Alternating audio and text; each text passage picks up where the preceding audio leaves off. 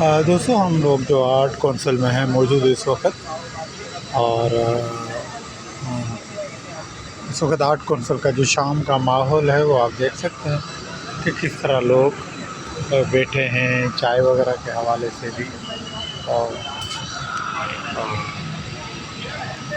और अपनी जो है वो रिफ़्रेशमेंट वगैरह भी ले रहे हैं। तो इस तरह से हालात होते हैं शाम के टाइम में।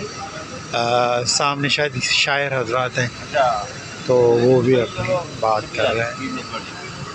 तो ये इस तरह से चीज़ें होती हैं। लोग जो हैं वो अपने एक्टिविटीज़ के हवाले से या कुछ रेस के हवाले से, या जैसे शायर लोग की मैंने बात की, तो वो कुछ बातचीत करने के हवाले से यहाँ पर आते हैं और आपस में उनकी डिस्कस जारी रहती है।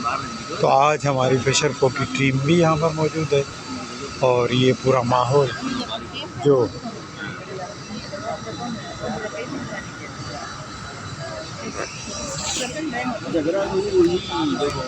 वो जो राजा मान दी होते